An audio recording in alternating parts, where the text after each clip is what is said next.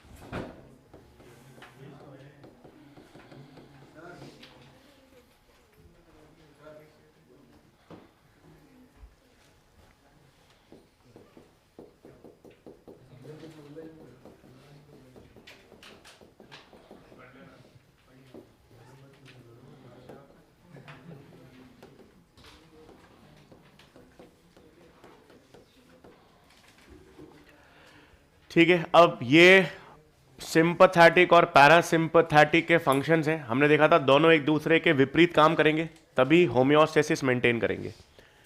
Fight flight यानी emergency response में कौन सा सिस्टम काम करेगा? सिंपथैटिक। और रेस्ट और डाइजेस्ट रिस्पांस किसका होगा? पैरासिम्पथैटिक। तो हार्ट पर सिंपथैटिक क्या करेगा? हर चीज बढ़ाएगा। हार्ट बीट, ब्लड प्रेशर को बढ़ाने का काम सिंपथैटिक का, घटाने का काम पैरासिम्पथैटिक का।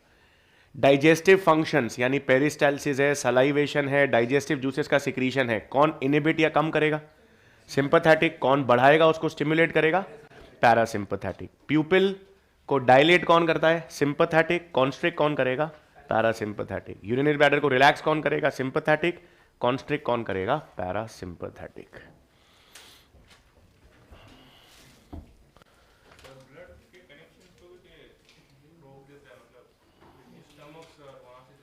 हाँ, तो जब भी तो कम हो गया, सारा सिक्रीशन इनिबिट तो कर रहा है सिंपथैटिक।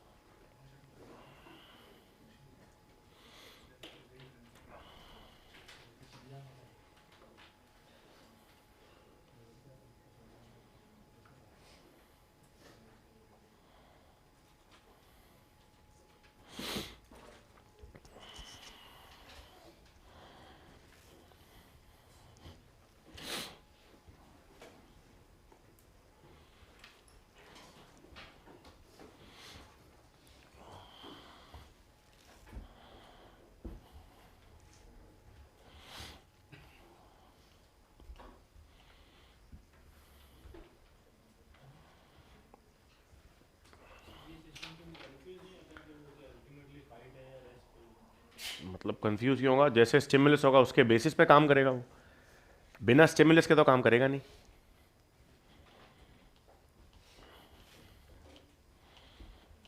अब ऐसा तो होता ही है ना, जैसे सिगरेट स्मोक है। अब आप सिगरेट स्मोकिंग है तो सिगरेट स्मोकिंग एक फॉल्स अलार्म ही है। सिगरेट स्मोकिंग में जो निकोटिन है जो टबैको में निकोटिन है, तो निकोटिन क्या करता है, नॉर्मल कंडीशन में एपिनेफ्रिन और एपिनेफ्रिन को निकालता है।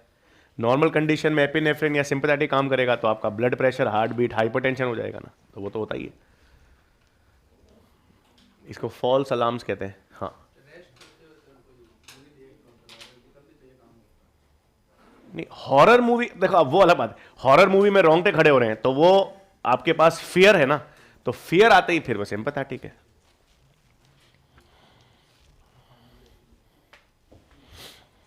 फाइनल डेस्टिनेशन में क्या डर लगता है, सब देखिए मैंने।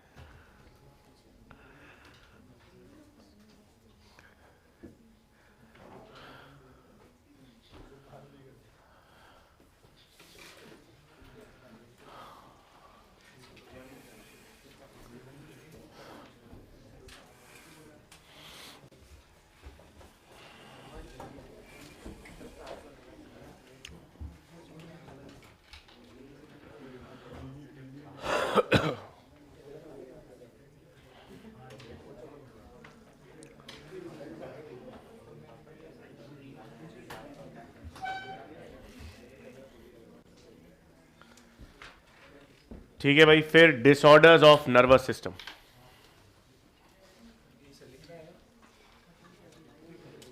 मतलब लिखना था।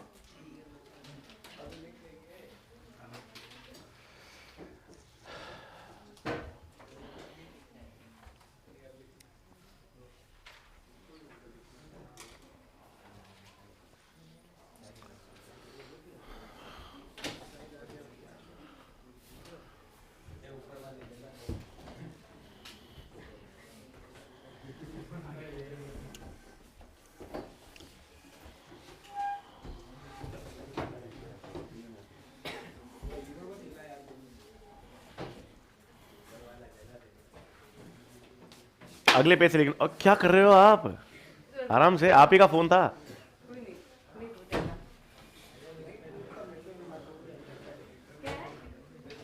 हाँ भाई, डिसऑर्डर्स ऑफ नर्वस सिस्टम। अरे तुम एक तो लेट आ रहे हो, फिर आप पंचायतियां कर रहे हो आप लोग।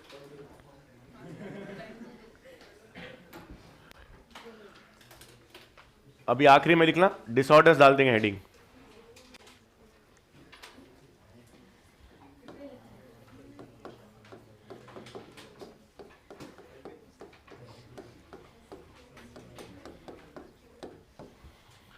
ठीक है, अब नर्वस सिस्टम के डिसऑर्डर्स में हम लोग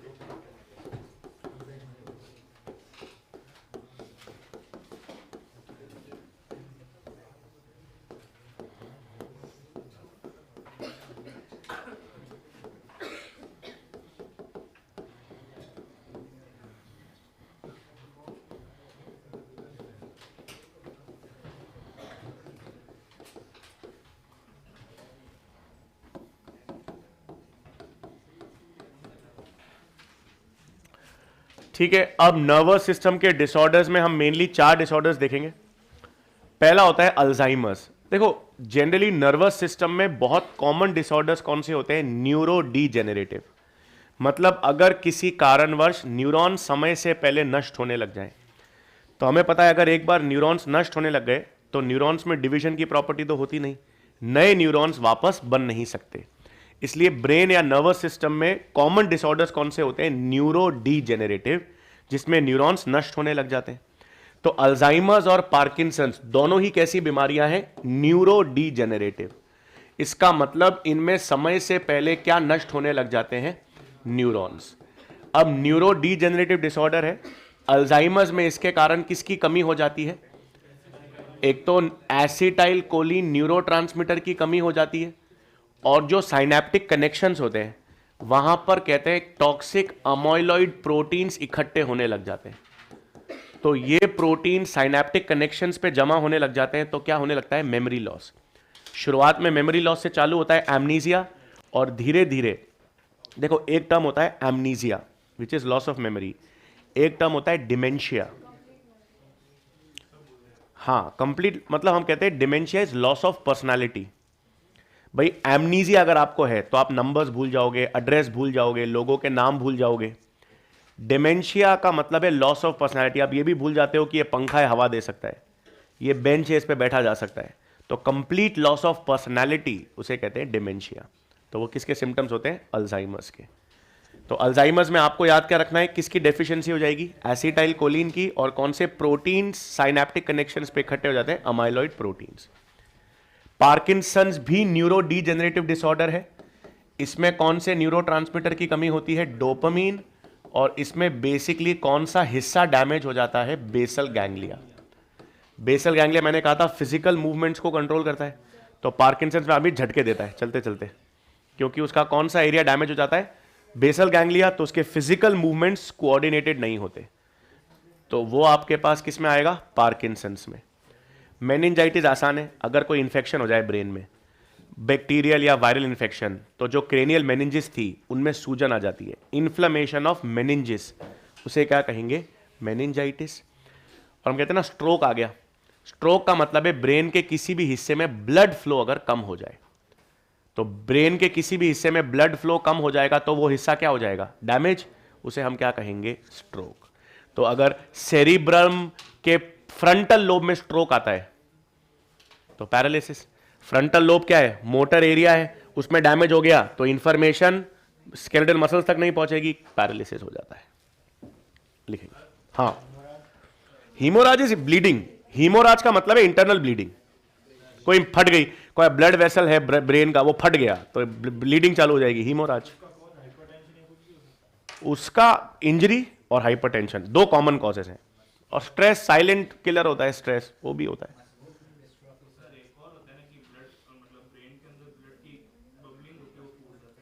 हाँ, तो वो हीमोराज है, ब्लीडिंग है, इंटरनल ब्लीडिंग। हीमोराज, ब्लड वेसल फट गया, प्रेशर ज्यादा था, स्ट्रेस ज्यादा था, या इंजरी हो गई।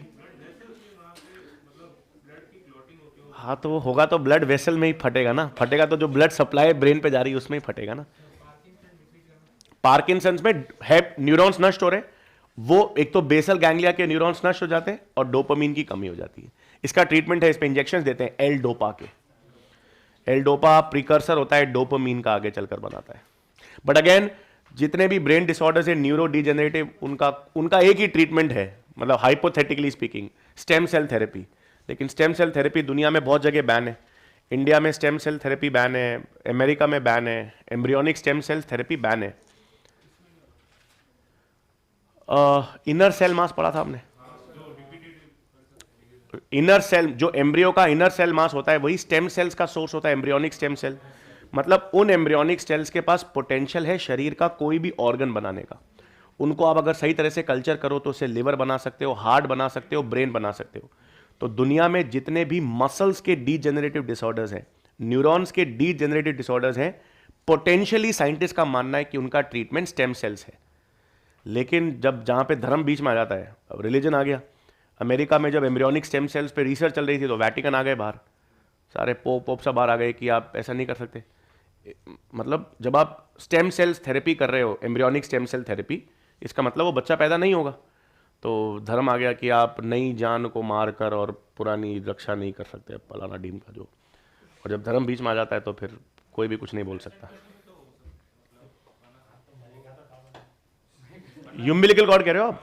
देखो जितना लेट हो रहा है आप नहीं समझ रहे। आपके शरीर में स्टेम सेल्स नहीं है क्या? है ना, अपने बोन मैरो में स्टेम सेल्स हैं, लेकिन एडल्ट स्टेम सेल, जैसे जैसे स्टेम सेल पुराना होता जाता है उसका पोटेंशियल कम होता जाता है। इनर सेल मास जो ट्रोफोब्लास्ट होती है, ट्रोफोब्लास्ट के अंदर जो इनर सेल मास है, ब्लास्टोसिस्ट वाले जो स्टेम सेल्स हैं, वो तो हमको पता ही है हर जर्म लेयर बना सकते हैं, हर टिश्यू ऑर्गन बना सकते हैं। तो वो एम्ब्रियोनिक स्टेम सेल्स के पास पोटेंशियल है कोई भी ऑर्गन बनाने का। एम्ब्रियोनिक स्टेम सेल्स निकाल रहे हो, मां पे क्यों इफेक्ट करेगा? हाँ, तो वही तो, जब भी तो धर्म बीच में आ गया, तभी तो धर्म ने बोला अगर बच्चे को नुकसान नहीं हो रहा होता तो कोरोना कौन मना कर रहा है? तभी तो धर्म बीच में आ गया कि आप बच्चे की जान नहीं ले सकते। है मतलब जहां पर धर्म बीच में आता आदमी कुछ नहीं बोल सकता, कहीं पर भी, किधर भी। लिखेंगे।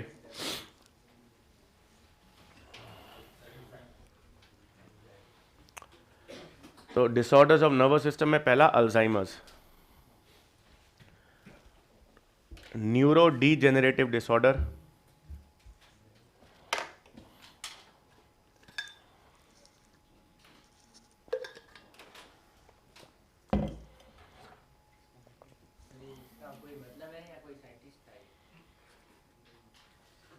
मतलब अल्जाइमर्स, पता नहीं यार, देख लेना, पता चल जाएगा अल्जाइमर टर्म क्यों आया। नहीं साइंटिस्ट साइंटिस्ट पता नहीं, पार्किंसन सा पता नहीं, ये आई डोंट नो, मतलब इनका एटिमोलॉजी मुझे नहीं मालूम। सरनेम होगा, मतलब मुझे नहीं पता, आप you may be right, you may be not right, but I am not sure, but how does it matter, क्या फर्क पड़ता है। विलियम वर्ड्सवर्थ ने कहा था, शेक्सपियर ने कहा था, व्हाट्स इन अ नेम। आप रोज को रोज ना बुलाकर कोई और भी नाम से पुकारो, खुशबू तो वही देगा। हाँ हाँ, शेक्सपियर लिटरेचर पढ़ते ही नहीं हो ना।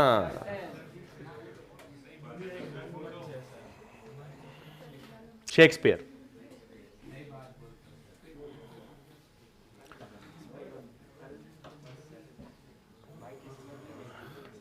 Neurodegenerative disorder in which acetylcholine neurotransmitter becomes deficient.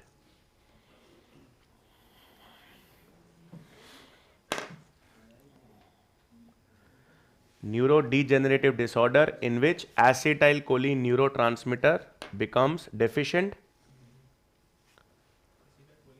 Neurotransmitter becomes deficient and toxic amyloid proteins accumulate.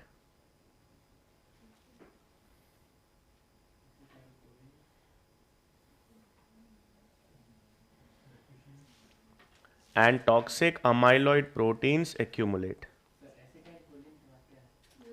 Becomes deficient and toxic amyloid proteins accumulate.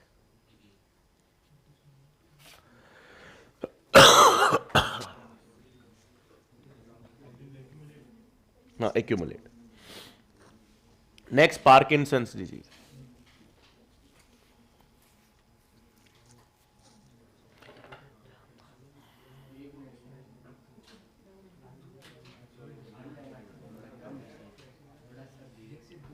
वो जाम हुए हाथ। पार्किंसंस डिजीज, तो अभी पूरा पूरा सेंटेंस लिखते, इट इज, सीधा लिखो neuro degenerative disorder, it is a, क्या जरूरत है। पार्किंसंस में neuro degenerative disorder in which dopamine becomes deficient. Neurodegenerative disorder in which dopamine becomes deficient. Dopamine किस हार्मोन को इनहिबिट करके रखता था? शाबाश। In which dopamine becomes deficient. Prolactin. और प्रोलैक्टिन किसको इनहिबिट करता है? लैक्टेशनल अमेनोरिया में LH और FSH। लैक्टेशनल अमेनोरिया इज टेक्स, मतलब is theoretically safe up to 6 months after fertilization. Good. Dopamine becomes deficient and basal ganglia is affected.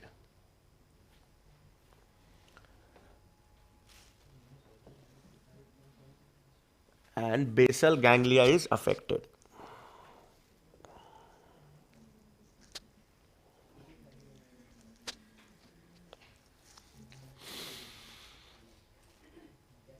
तीसरा meningitis.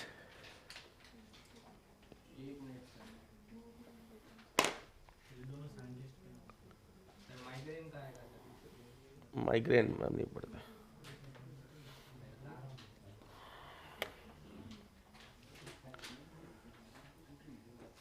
Meningitis में इन्फ्लेमेशन ऑफ मेनिंजिस, सिंपल।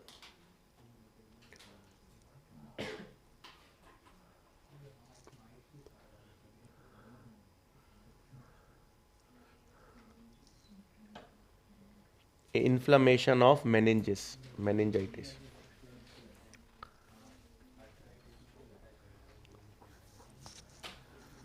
और आखिरी में stroke.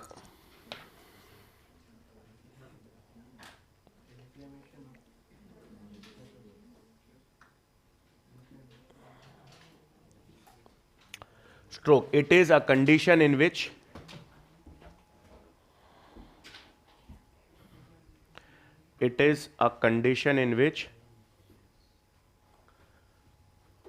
blood flow is reduced. It is a condition in which the blood flow is reduced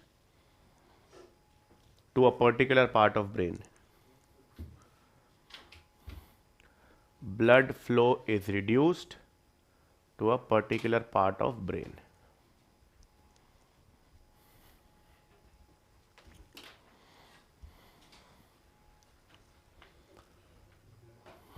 ठीक है भाई, फिर heading डाल देंगे सेंस ऑर्गन्स, और सेंस ऑर्गन्स में पहला हम पढ़ेंगे ईयर।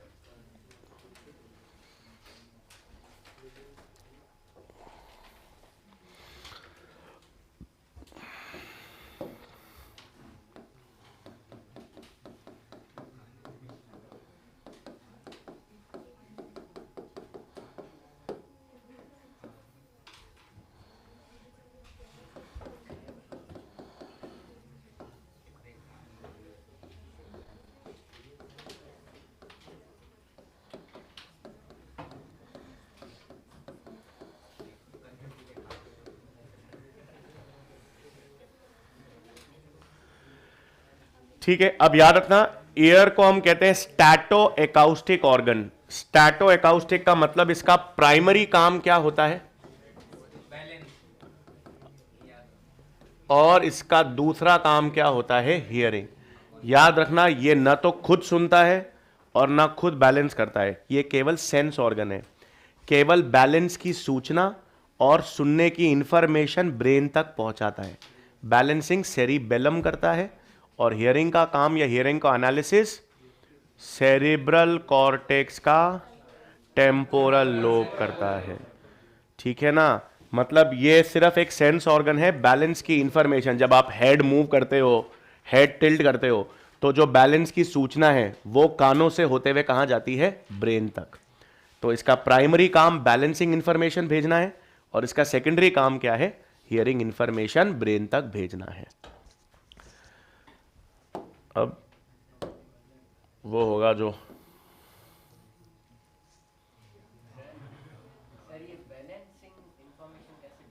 देखेंगे कैसे भेजेगा, पढ़ना है यही।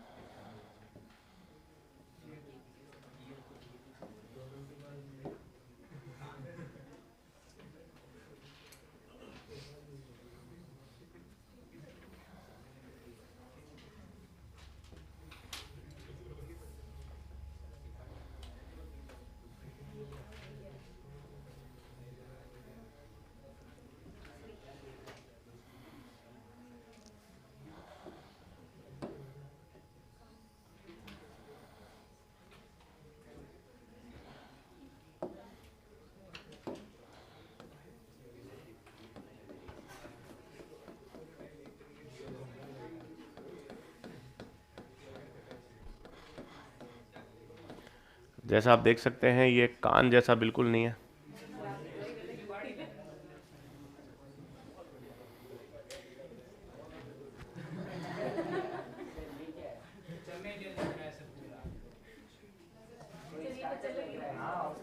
ये आधा भारत का नक्शा भी लग रहा है।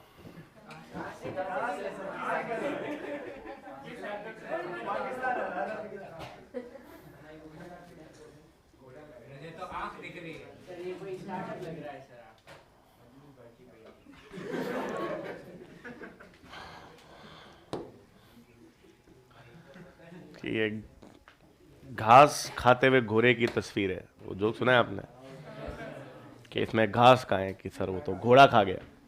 तो घोड़ा कहाँ है कि वो घास खा के रुकेगा थोड़ी, चला गया।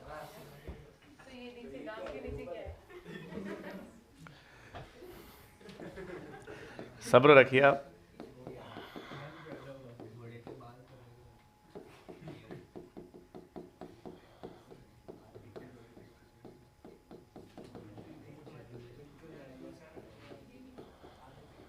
आपने सुना है ना कि कोई चीज़ शुरुआत में खराब लगती है लेकिन धीरे धीरे अगर आप उसको समय दो तो वो सही लगने लग जाती है। कुछ होगा इसका पहला एकदम ऐसे डिसंगेजिंग है, but it would slowly grow on us, शायद।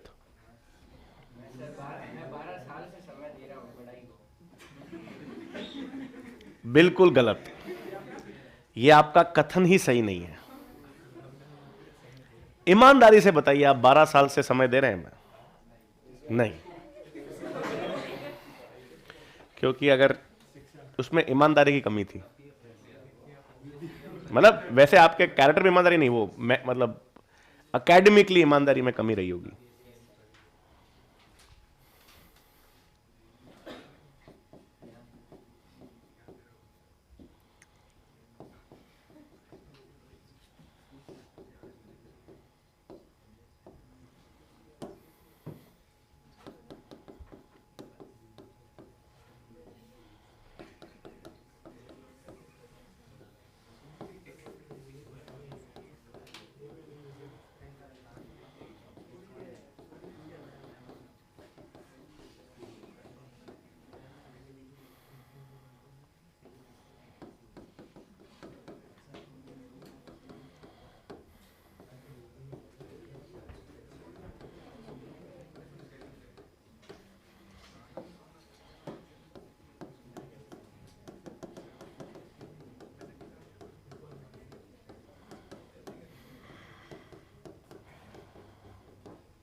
ठीक है, एक सेकेंड, 1 मिनट, अब आप समझ लो, फिर अपन आराम से बना लेना।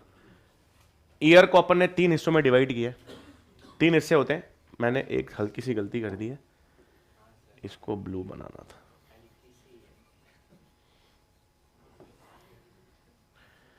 तो इसका मतलब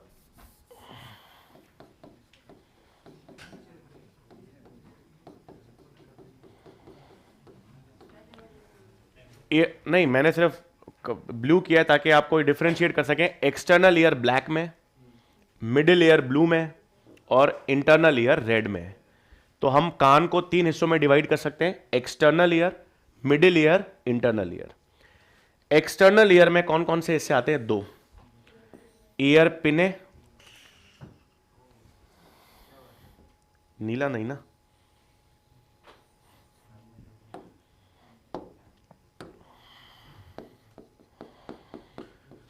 तो एक्सटर्नल ईयर में आपके पास 2 स्ट्रक्चर्स आएंगे, ईयर पिने और एक्सटर्नल ऑडिटरी मीटर्स। ईयर पिने की जो मसल्स होती हैं वो तो ऑरिकुलर मसल्स हैं, इनका कोई काम नहीं है, ये वेस्टिजियल है, लेकिन इसमें कार्टिलेज होता है, इलास्टिक कार्टिलेज। ई याद रखना, यूस्टैचियन ट्यूब होती है, एपिग्लॉटिस होता है और ईयर पिने, तीनों ई हैं, तीनों में इलास्टिक कार्टिलेज होता है। इलास्टिक कार्टिलेज आपको 3 जगह मिलेगा। Epiglottis is made up of elastic cartilage, year पिने में ये इलास्टिक कार्टिलेज है, और यूस्टैचियन ट्यूब में भी आपके पास इलास्टिक कार्टिलेज होता है। ये ईयर पिने है, और ईयर पिने के अंदर जो कैनाल आ रही है उसको हम एक्सटर्नल ऑडिटरी मीटर्स कहते हैं। इसमें सेरियोमिनस ग्लैंड्स होते हैं जो ईयर वैक्स सिक्रीट करते हैं, और ईयर वैक्स आपको इन्फेक्शन से बचाने में काम कर सकते हैं।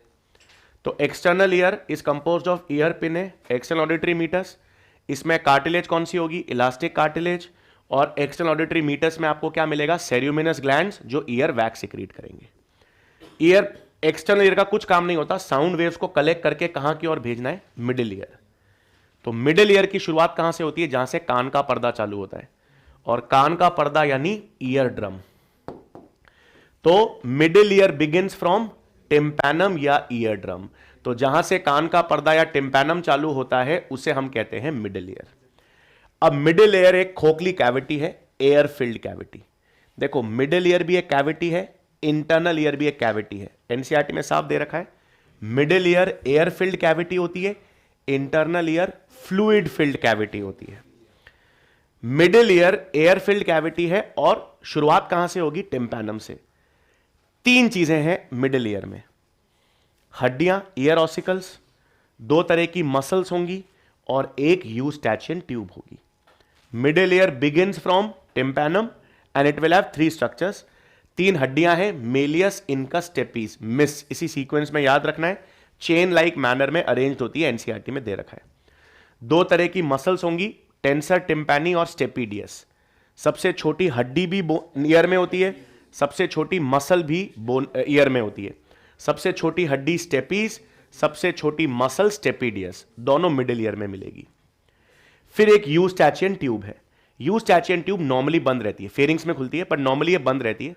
लेकिन जब आप उबासी लेते हो, यौन करते हो, या फूड को निगलते हो, या फ्लाइट में ट्रैवल करते हो, इन तीनों कंडीशंस में there is a pressure difference. जब आप उबासी लेते हो तो हल्का सा दर्द होता है शुरुआत में, इसलिए क्योंकि प्रेशर सही नहीं है। तो प्रेशर को बराबर करने में, और कौन से प्रेशर को? टिम्पैनम के दोनों तरफ। टिम्पैनम के दोनों तरफ मतलब एक्सटर्नल ईयर और मिडिल ईयर के प्रेशर को इक्वलाइज करने के लिए कौन खुलता है? Eustachian tube.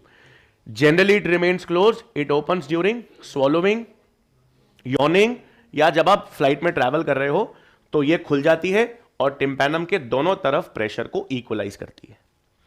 Malleus incus steppes NCERT में दे रखा है कि ये साउंड की एफिशिएंसी को बढ़ाते हैं। एफिशिएंसी का मतलब ये है कि साउंड के एम्पलीफाई कर देते हैं, वॉल्यूम बढ़ाते हैं। तो साउंड वेव जो आ रही है उसके वॉल्यूम को बढ़ाना, उसकी एफिशिएंसी को बढ़ाने का काम कौन करता है? Air ossicles. अब स्टेपीज जो है वो किस खिड़की के द्वारा? Oval window. इसको फेनेस्ट्रे ओवैलिस भी कह सकते हो। फेनेस्ट्रे इज ओपनिंग और ओवल शेप की है, तो ओवल विंडो को ही हम कहते हैं फेनेस्ट्रे ओवैलिस। और उसके ठीक नीचे एक राउंड विंडो होती है जिसको फेनेस्ट्रे रोटंडस भी कह सकते हो। तो स्टेपीज ओवल विंडो से होते हुए किसमें खुलेगी? इंटरनल ईयर में। मतलब सबसे इंपॉर्टेंट काम बैलेंसिंग का हो या सुनने की इंफॉर्मेशन का हो, वो किसमें होगा? इंटरनल ईयर में। वो हम देखेंगे, एक बार बना लो याद। हाँ, पढ़ेंगे अपन। अगर इस रूम वैक्यूम है, ऐसे तो एक बंद रूम में जाते हो जिसके दो दरवाजे हैं, मैं अगर यहां से एकदम तेजी से खोलूंगा तो वहां भी आवाज आएगी, प्रेशर को इक्वलाइज करने का राउंड विंडो। तो अगर साउंड वेव्स प्रेशर से आ रही हैं तो साउंड वेव तो पहुंचेंगी, लेकिन उसका जो प्रेशर था उसको रिलीज करने में राउंड विंडो काम करती है। किधर क्या कलर? ग्रीन में कहा? ग्रीन तो हड्डी है भाई, हड्डी का ढांचा हड्डी के अंदर है ना। बोन, बो एन ई स्पेलिंग देखिए आपने? कमाल, बेहतरीन पृथ्वी जी।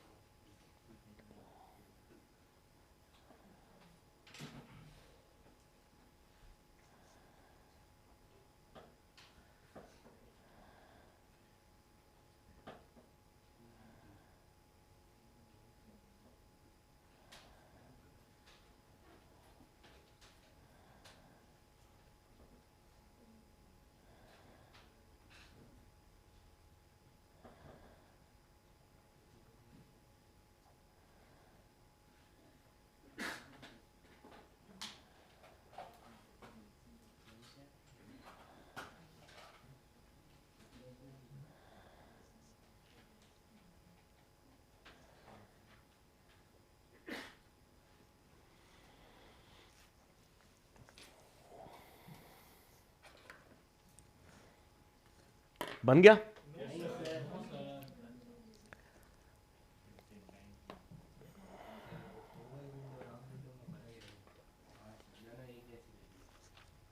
एक ओवल है और एक राउंड है।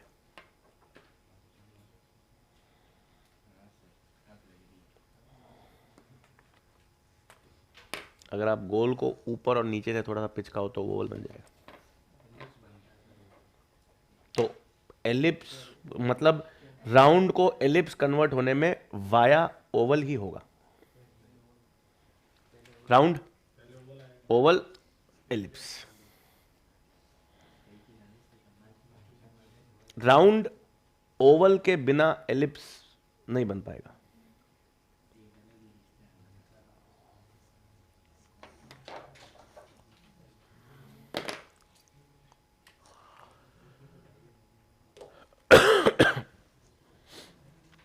अब आपको लग रहा होगा धीरे धीरे इतना खराब भी नहीं बना है।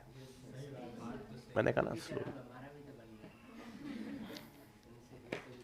दुनिया में वही तो है, एब्सोल्यूट कुछ नहीं होता है, रिलेटिव ही होता है। मतलब एक्चुअली रिलेटिव होता है या प्रोबेबल होता है। एब्सोल्यूट तो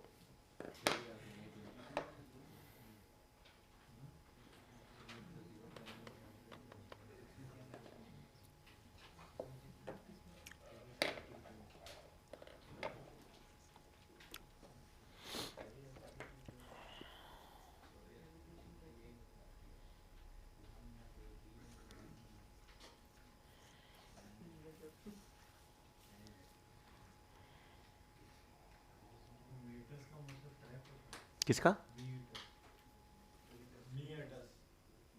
मीटर्स का मतलब कैनाल।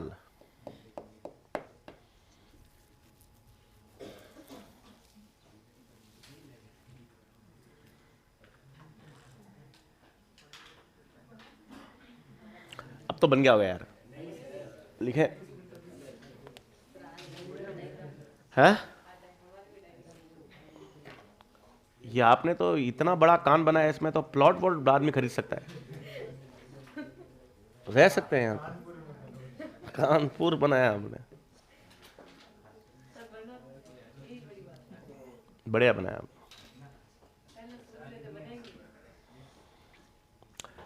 ठीक, ह्यूमन ईयर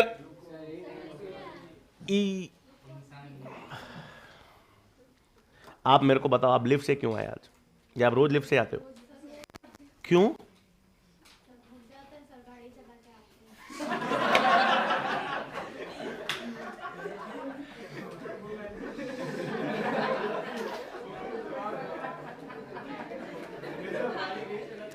आपकी गाड़ी में से पेडल लगे हुए हैं कि आप थक जाते हैं चलाते चलाते? वो अपने आप ही चलती है? मतलब आप रेस दो तो चलती है, तो कैसे थकान होती है?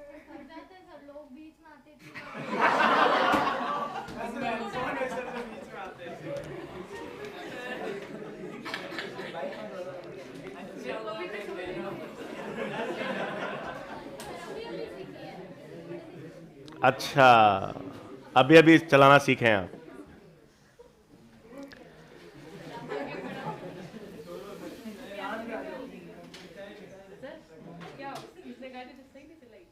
नहीं, मेरे को प्रॉब्लम है लिफ्ट से, जो लिफ्ट से आता है उससे।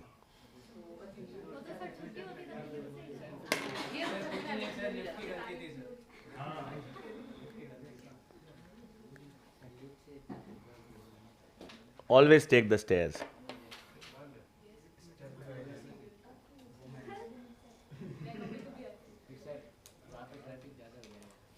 इस एज में यार आप लोग यार लिफ्ट कहाँ यूज करोगे बताओ?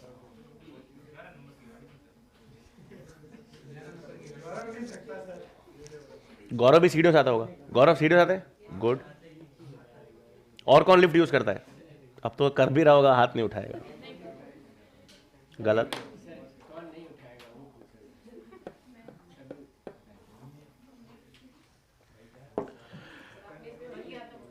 यार क्या मैंने पूछा लिफ्ट से क्यों आ रहे, बोले सर मैं तो लिफ्ट से आऊंगी। डांट दिया मेरे को सुबह सुबह इन्होंने। लो लिखो यार, अब human ear is divided into 3 parts. चलो done.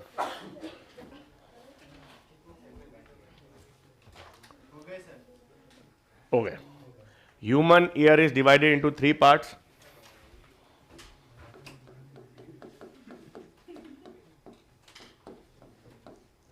External ear, middle ear और इंटरनल ईयर।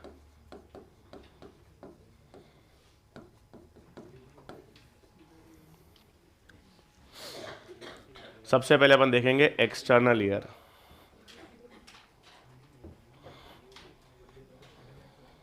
आप कहां से आते हो? ओ, सूर सागर तो दूर है। कितना? 9 किलोमीटर कितना है? सूर सागर तो दूर ही है यार।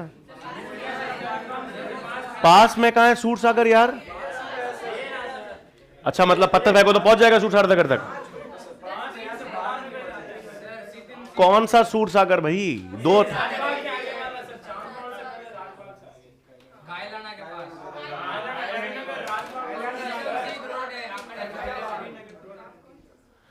तो वो कौन सा है जो मंडोर के आगे है? अच्छा, लाल सागर है वो। सॉरी सॉरी सॉरी, वो लाल सागर है, सूर सागर। Okay,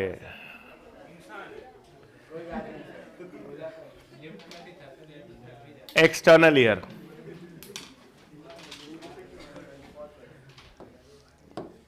External ear is composed of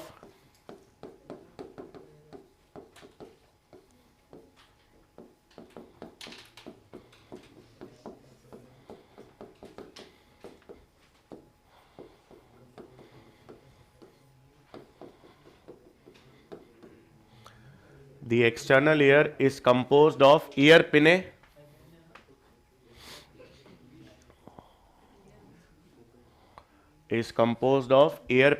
and external auditory meatus या canal.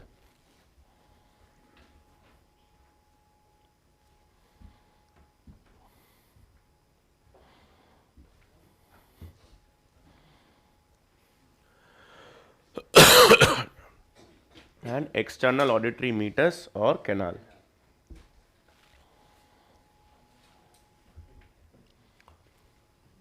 Next point.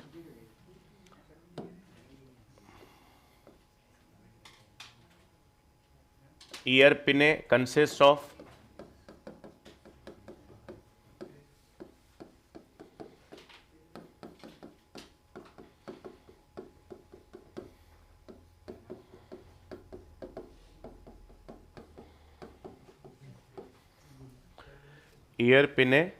consists of auricular muscles, ये जो वेस्टिजियल होती हैं, consists of auricular muscles मतलब ब्रैकेट में vestigial, and elastic cartilage. Consist of auricular muscles जो कि vestigial है, and elastic cartilage.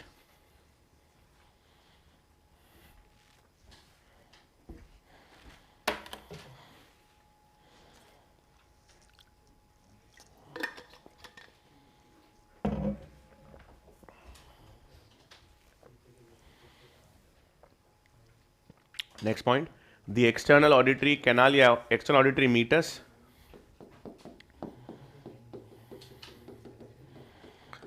has ceruminous glands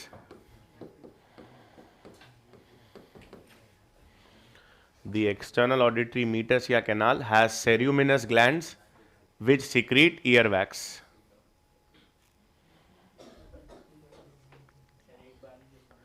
The external auditory meatus has ceruminous glands which secrete earwax.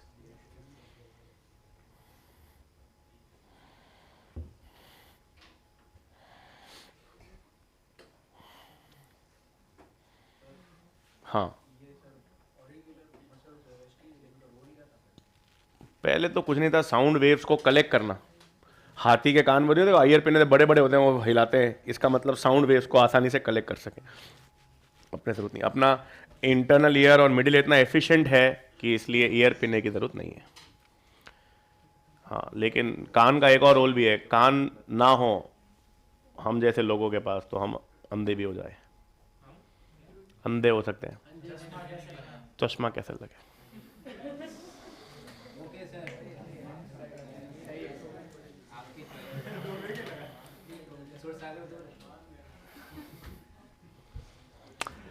The external ear collects sound information and transfers it to the tympanum. The external ear collects sound waves and transfers it to the tympanum.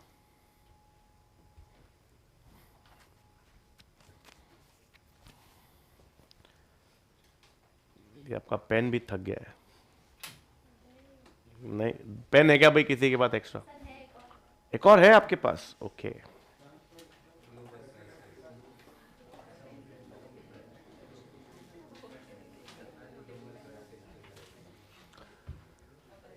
Collect sound waves and transmits it to the tympanum. फिर next middle ear.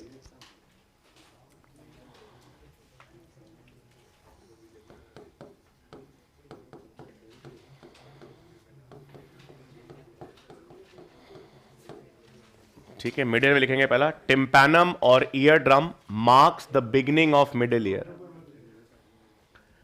Tympanum और ear drum, tympanum और ear drum marks the beginning of middle ear.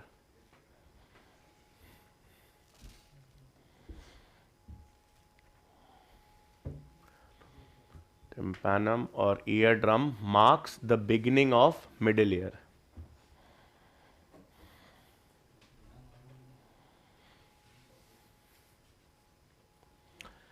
अब middle ear, next point, middle ear is an air filled cavity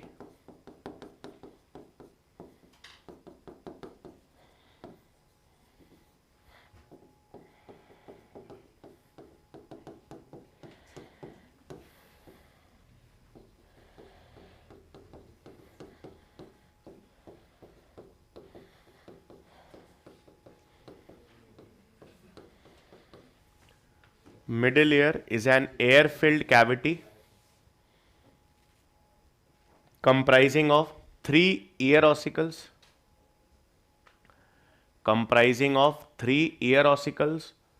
comma 2 muscles and 1 eustachian tube.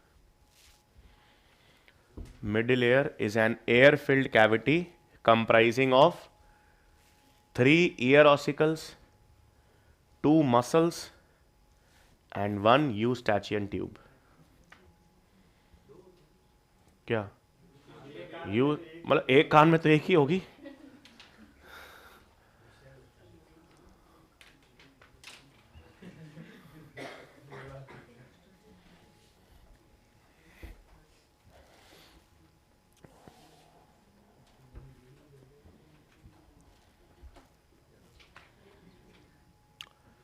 Three ear ossicles, 2 muscles and 1 eustachian tube. हाँ, अब इसमें लिखेंगे next, the 3 ear ossicles are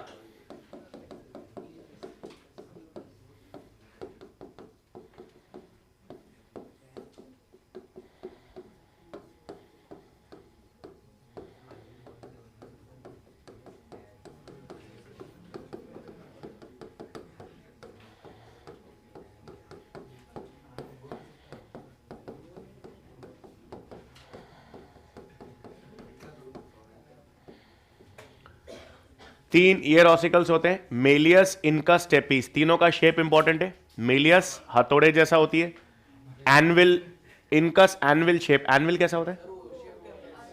जो ship के अंदर भी होता है, या जो ये कॉबलर्स होते हैं ना, जूत बूट पॉलिश करने के लिए शूज जिसके ऊपर रखते हैं, वो भी एनविल। और स्टरअप का मतलब हथकड़ी जैसा या वो घोड़े की नाल जैसा।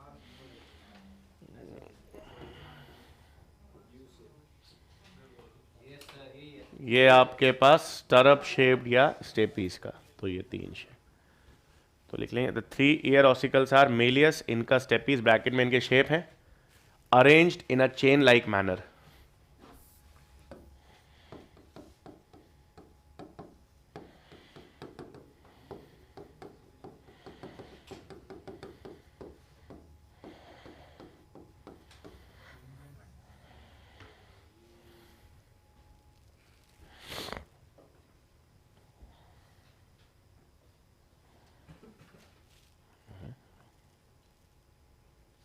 हाँ,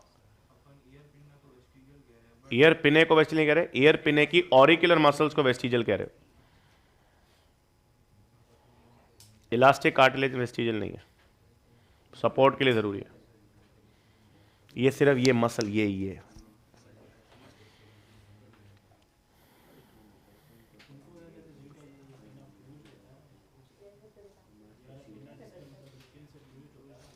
year lobes, fused year lobes कहते हैं उनको, ट्रेट है।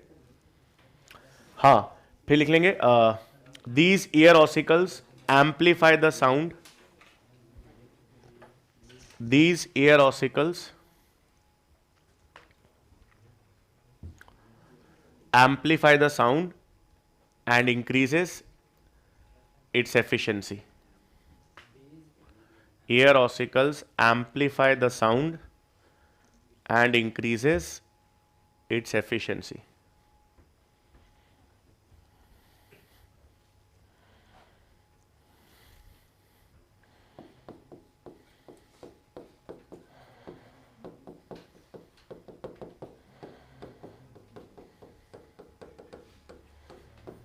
Next, the two muscles are tensor tympani and stapedius. The two muscles are tensor tympani and stapedius.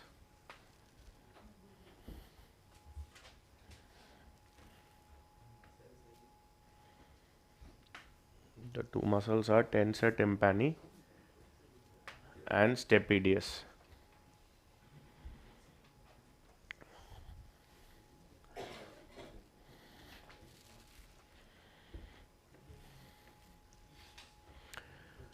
Next, eustachian tube opens into the pharynx.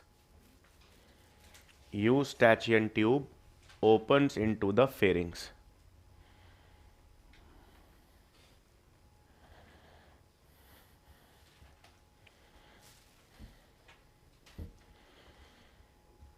Opens into the pharynx.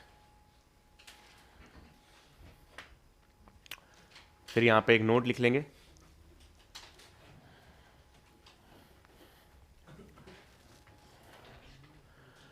generally the eustachian tube remains closed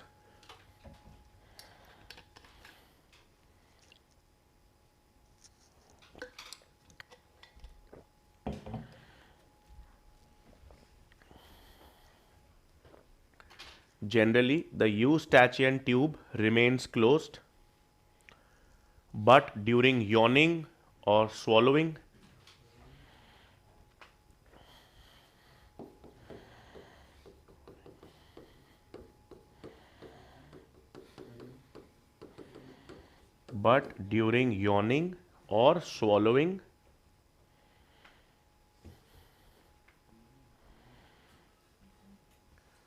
the eustachian tube opens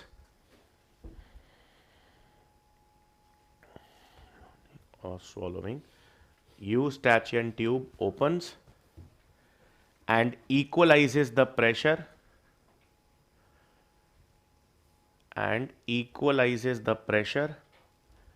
on either side of the tympanum, and equalizes the pressure on either side of the tympanum.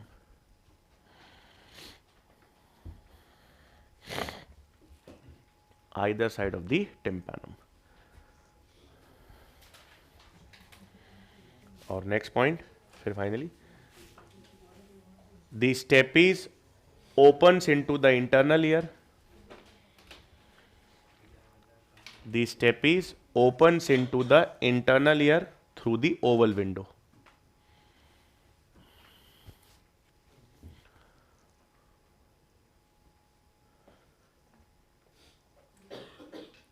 स्टेपेंस, ये कौन सी हड्डी होती है? N कहाँ आया steppes में?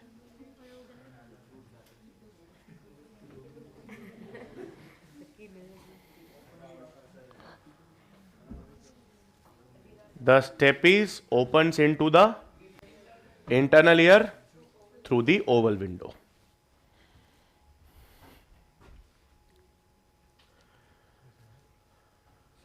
हाँ, यूस्टैचियन tube और कहाँ होती है यार?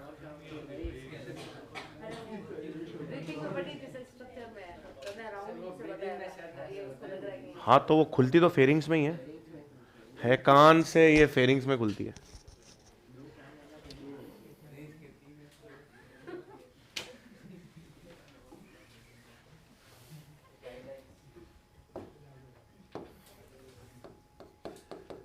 अब हेडिंग इंटरनल ईयर।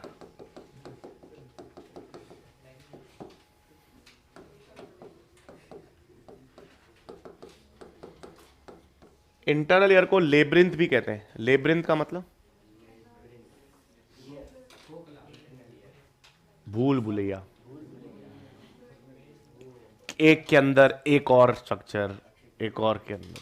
लेब्रिंथ का मतलब होता है भूल भुलैया, मतलब वो नहीं होते वो आप जब भी अपनी एडवेंचर रिजॉर्ट्स में आप कहीं जाते हो तो वहाँ पे वो मेज होती है, एक के अंदर एक चले घूम घूम जाते हैं आदमी। तो लेब हैं, हाँ हाँ मेज सब। मेज रनर वाली फिल्म कह रहे हो आप? कौन सी कह रहे हो? मेज रनर में भी। तो अब एक मिनट, इंटरनल ईयर को अपन कहते हैं लेब्रिंथ। अब इंटरनल ईयर में बैलेंसिंग का स्ट्रक्चर भी होगा और हियरिंग का स्ट्रक्चर भी होगा। सबसे पहले तो मतलब अगर मैं पहली चीज आपको ध्यान में रखनी है, इंटरनल ईयर कैसा स्ट्रक्चर है? एक फ्लूइड फिल्ड कैविटी है। ठीक है, पहले मैं एक सेकेंड,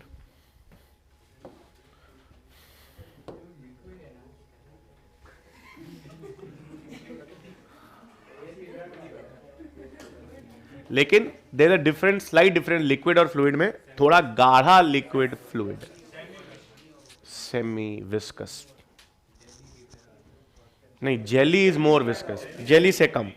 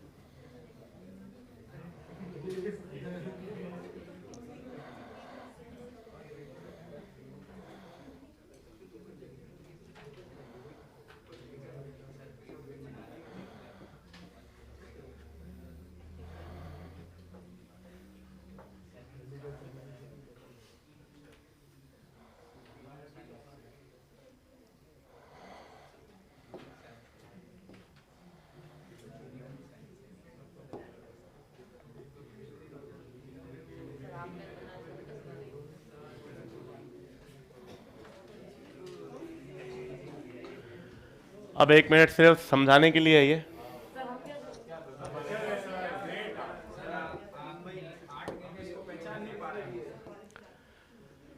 सबसे पहले इंटरनल ईयर को अपने लेब्रिन कहा था। लेब्रिन का मतलब एक स्ट्रक्चर के अंदर एक और स्ट्रक्चर है, ठीक है। अब हमको पता है जो कान है उसके बाहर है तो हड्डी, इसका मतलब ये जो सबसे आउटर मोस्ट काला मैंने स्ट्रक्चर बनाया है ये, इसे हम कहते हैं बोनी लेब्रिंथ, क्योंकि ये हड्डियों से मिलकर बना है। तो इंटरनल ईयर का जो आउटर मोस्ट स्ट्रक्चर है या जो आउटर मोस्ट ढांचा है उसे हम क्या कहते हैं, बोनी लेब्रिंथ। और बोनी लेब्रिंथ के अंदर जो एक और स्ट्रक्चर है उसे हम कहते हैं मेम्ब्रेनियस लेब्रिंथ। तो आपके पास इंटरनल ईयर का स्ट्रक्चर को या इंटरनल को अपने लेब्रिंथ इसलिए कहा है क्योंकि उसके अंदर एक और स्ट्रक्चर है। तो बाहर का जो ढांचा है जो हड्डियों से बना है उसे कहते हैं बोनी लेब्रिंथ, और उसके अंदर जो एक और ढांचा है उसको अपन ने क्या कह दिया, मेम्ब्रेनियस लेब्रिंथ। अब ये कैविटी फ्लूइड फिल्ड है, इसका मतलब बोनी लेब्रिंथ के अंदर भी ये नीला, ये फ्लूइड फ्लो कर रहा है, और मेम्ब्रेनियस लेब्रिंथ के अंदर भी ये हरा फ्लूइड फ्लो कर रहा है। तो जो नीला फ्लूइड है उसे हम कहते हैं पेरीलिम्फ। तो बोनी लेब्रिंथ के अंदर क्या फ्लो कर रहा है, पेरीलिम्फ, और मेम्ब्रेनियस लेब्रिंथ के अंदर क्या फ्लो कर रहा है, एंडोलिम्फ। तो दो ढांचे हैं और दो ढांचों के अंदर दोनों के अंदर एक फ्लूइड है। बोनी लेब्रिंथ के अंदर क्या फ्लो करता है, पेरीलिम्फ, और मेम्ब्रेनियस लेब्रिंथ के अंदर क्या फ्लो करता है, एंडोलिम्फ, ठीक है। पेरीलिम्फ का कॉम्पोजिशन सीएसएफ जैसा होता है, जैसा सेरेब्रोस्पाइनल फ्लूइड है, और एंडोलिम्फ कोई भी सेल के अंदर जो इंट्रासेल्युलर फ्लूइड होता है जिसमें पोटेशियम ज्यादा है, वो किसका कॉम्पोजिशन किसके मिलता जुलता है, एंडोलिम्फ। अब नेक्स्ट चीज आपको यहां पर मैं लेबल तो लिख रहा हूं, मतलब ये जो स्ट्रक्चर मैं बना रहा हूं यहां पर, ये जो देखो ये 1 2 3, इसे हम कहते हैं सेमी सर्क्यूलर कैनाल्स। ये कितनी है आपके पास, 3 है, 1 2 3, ये 3 सेमी सर्क्यूलर कैनाल्स है। उसके बाद ये जो कॉइल्ड स्ट्रक्चर है, इस कॉइल्ड स्ट्रक्चर को हम क्या कहते हैं, कॉक्लिया। और इन दोनों के बीच में दो स्ट्रक्चर्स, इन दोनों के बीच में एक तो ये जिसे कहता हूं मैं यूट्रिकल, और ये दूसरा जिसे मैं कहता हूं सैक्यूल। ये 3 सेमी सर्क्यूलर कैनाल्स, यूट्रिकल, सैक्वल, और ये क्या है, कॉक्लिया। अब इसमें यूट्रिकल, सैक्यूल और 3 semicircular canals,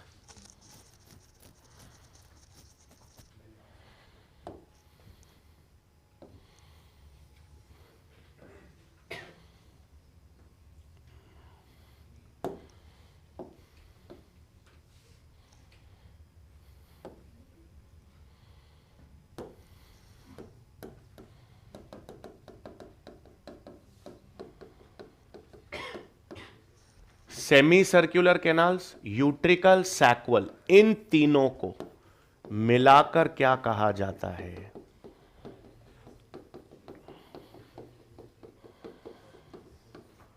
vestibular apparatus.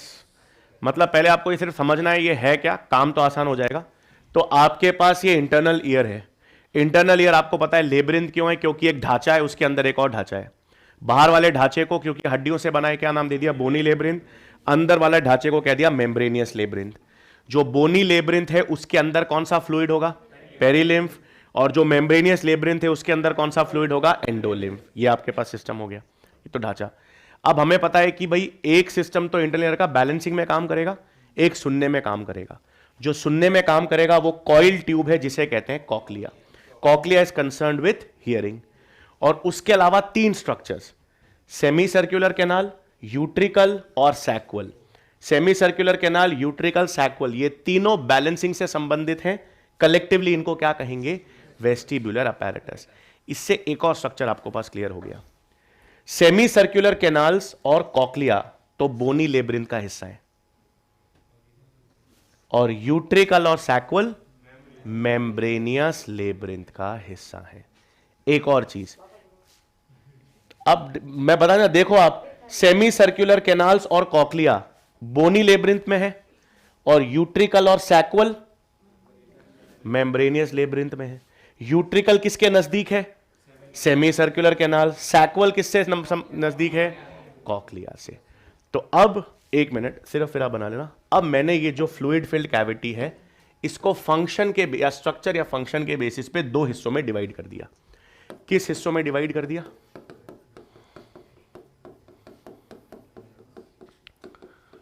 Vestibular apparatus which is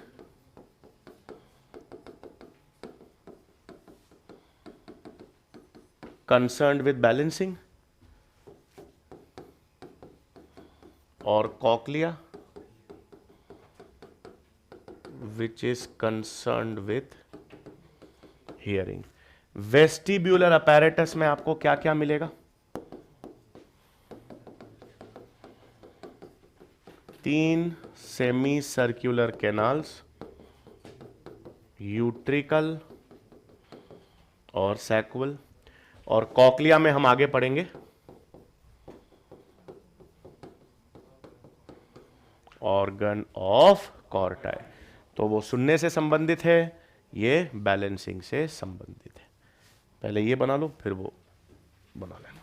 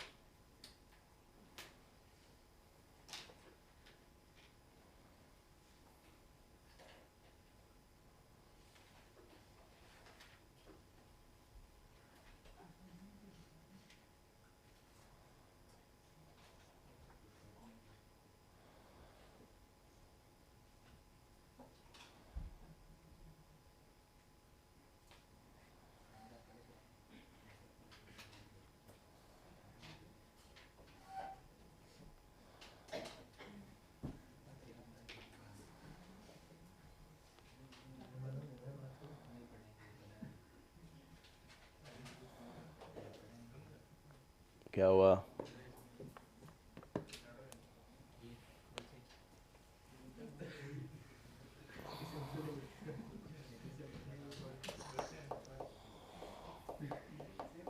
आगे ले लूं?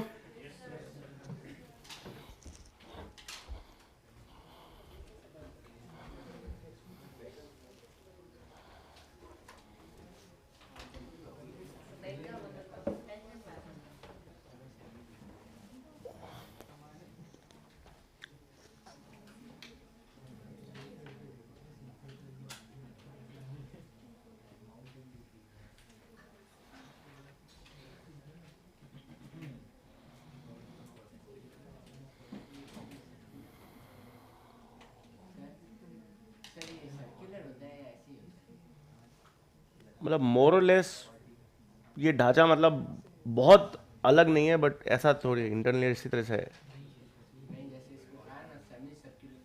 हाँ, तो ये 3 एक्सिस पे होते हैं, एक्स वाई जेड, तभी तो ये आपका रोटेशनल एक्सेलेरेशन, जब आप सर घुमाते हो या रोलर कोस्टर में जाते हो तो वो बैलेंसिंग की इंफॉर्मेशन ये सेमी सर्कुलर कैनाल देता है।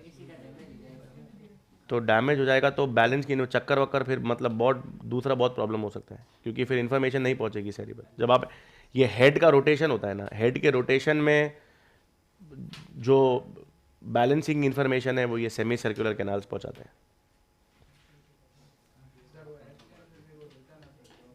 क्या क्या? वो तो बेसिकली जनरली वो चॉकलेट तो क्या है, वो तो बेसिक दो तीन चीज़ें हैं। या तो रिसेप्टर्स ब्लॉक करने के लिए होता है, कुछ जैसे टैबलेट्स होती है वो ब्लॉक कर देती है ताकि वो सेंस जो है मोशन सिकनेस वो कम हो जाए। पेन हो रहा है तो उसके लिए तो वो तो मेरे ख्याल से यूस्टैचिन ट्यूब खोलने के लिए भी होता है, डायलेटर्स होते हैं।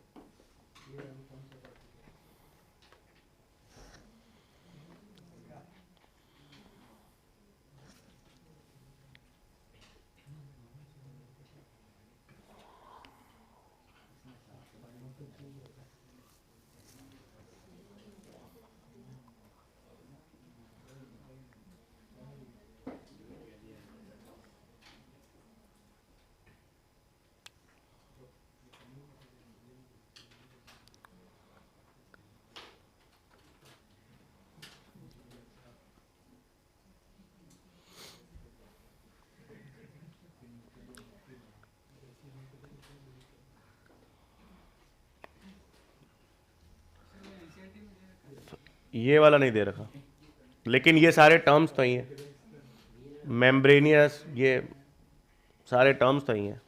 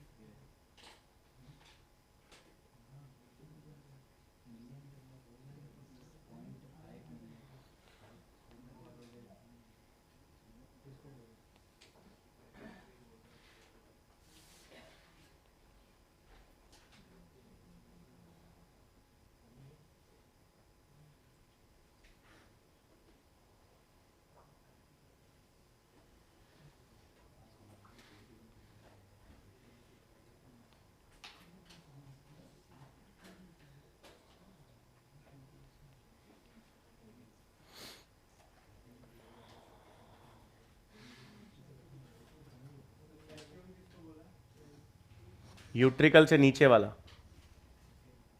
दोनों का सेम, दोनों जुड़े हुए रहते हैं एकदम।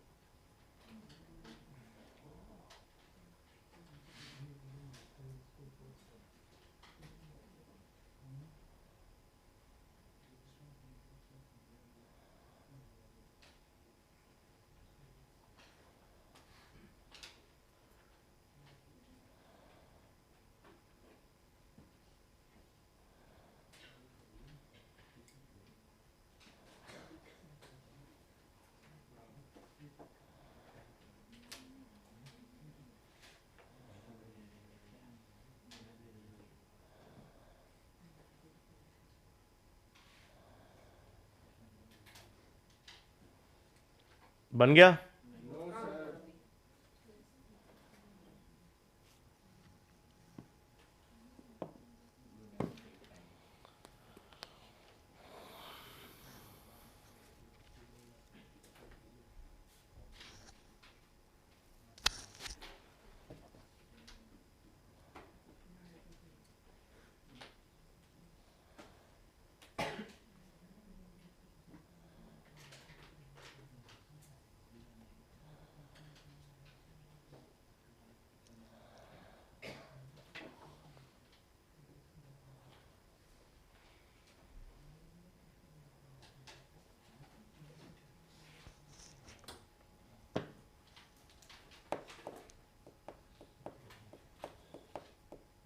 प्रेगनेंसी के कौन से महीने में लगभग सारे ऑर्गन्स डेवलप हो जाते हैं? थर्ड मंथ, पहला ट्राइमेस्टर। ऑलमोस्ट सारे ऑर्गन्स या ऑर्गन सिस्टम पहले ट्राइमेस्टर, पहले 3 महीने में पूरा बन जाते हैं। तभी तो पहले 3 महीने तक लोग बताते नहीं है प्रेगनेंसी के बारे में। Society generally. तो first 3 months are most crucial for pregnancy.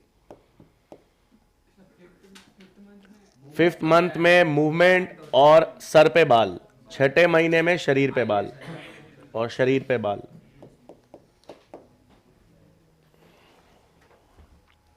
अब तो बन ही गया यार।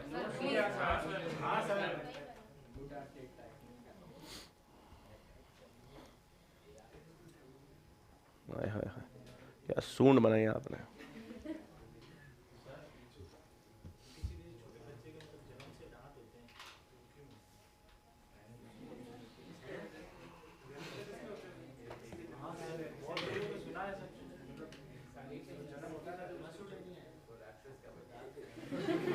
मतलब नहीं, नो आइडिया, नहीं पता, मैंने नहीं देखा ना सुना।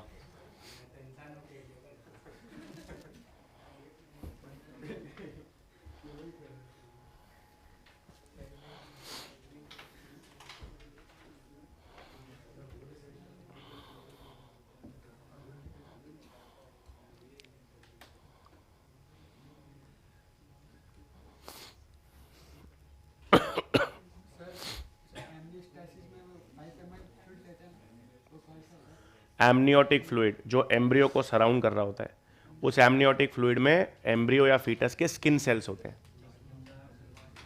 उससे फिर आप उनका क्रोमोसोमल डिसऑर्डर पता कर सकते हो, लेकिन उसका मिसयूज होता है, आप सेक्स डिटरमाइन करके, फीमेल फीटिसाइड होता है, इसलिए बैन लग गया।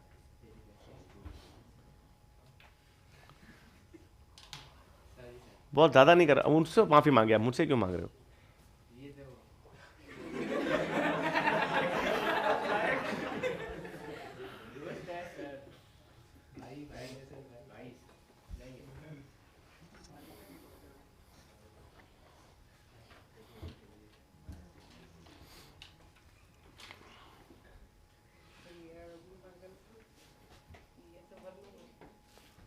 क्या करना मत इसका।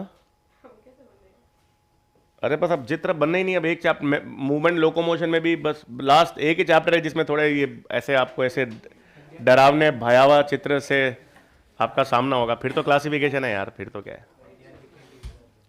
तो एक चैप्टर बाकी है अब इसके, एक आई बनानी है बस एक।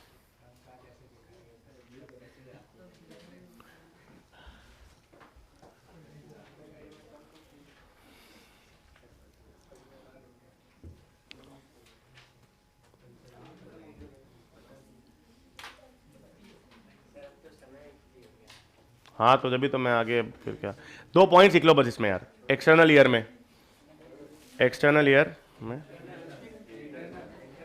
हाँ सॉरी इंटरनल ईयर भाई। It is a fluid filled cavity, it is a fluid filled cavity comprising of an outer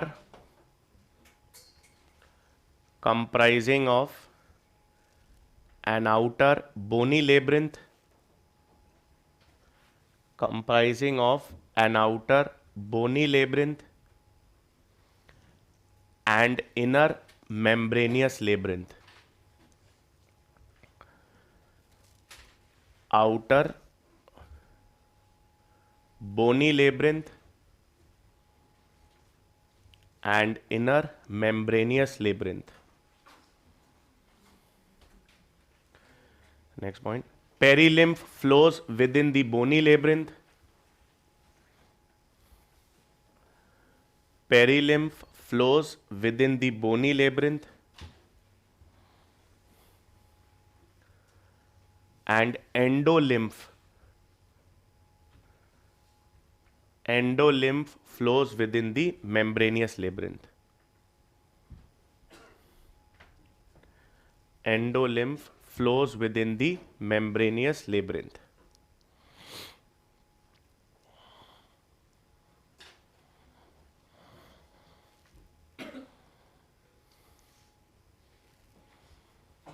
और next point, semicircular canal and cochlea.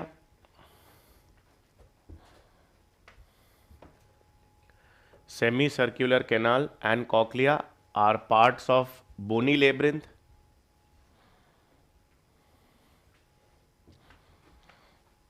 Are semicircular canal and cochlea are part of bony labyrinth, whereas utricle and saccule, semicircular canal and cochlea are parts of bony labyrinth, whereas utricle and saccule are parts of membranous labyrinth.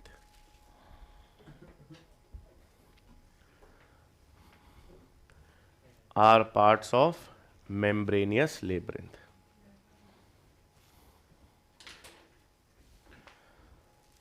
ठीक है, अब बस अब बाकी next lecture में हम complete कर लेंगे। काम थोड़ा सा बाकी है, ई और आई चैप्टर कंप्लीट हो जाएगा।